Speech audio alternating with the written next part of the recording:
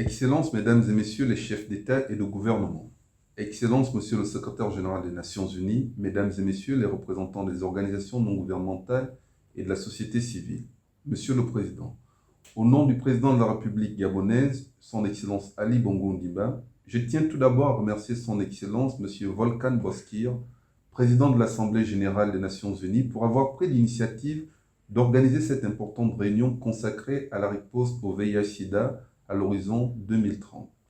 Ces assises constituent donc une occasion de faire le point sur les progrès accomplis et les difficultés rencontrées dans nos efforts de lutte contre cette problématique mondiale de santé et de développement.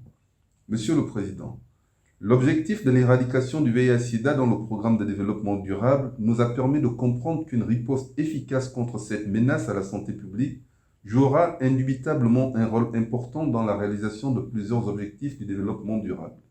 C'est pourquoi notre riposte contre le VIH doit s'appuyer sur une approche multisectorielle mettant l'individu au centre de la mise en œuvre du programme de développement durable à l'horizon 2030.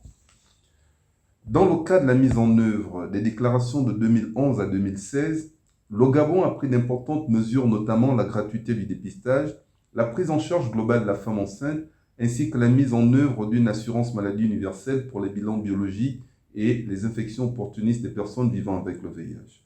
Monsieur le Président, en Afrique, le VIH demeure une menace majeure pour la santé publique au même titre que la malaria et les infections non transmissibles. Il touche nos familles, nos fils, nos filles, toutes les couches de la société sans distinction. Au Gabon, la lutte contre le VIH-Sida est loin d'être gagnée. Il nous faut davantage renforcer notre riposte.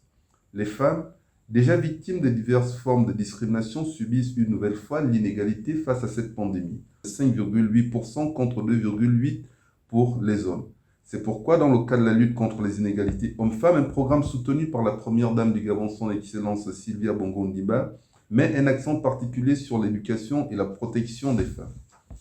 Monsieur le Président, la crise économique et financière à laquelle fait face aujourd'hui le monde lié à la pandémie de la Covid-19 impacte considérablement les pays en développement et par conséquent affaiblit leur capacité à lutter efficacement contre le VIH-Sida. Les progrès ainsi réalisés jusqu'à ce jour pourraient devenir vains si certains pays, tels que les pays à revenus intermédiaires, restent exclus du processus d'aide internationale. Seule une solidarité renforcée et une mobilisation intense pour les financements conséquents permettront de consolider les acquis et d'accélérer la riposte. Si nous voulons vaincre le sida, ce sera tous ensemble. Je vous remercie.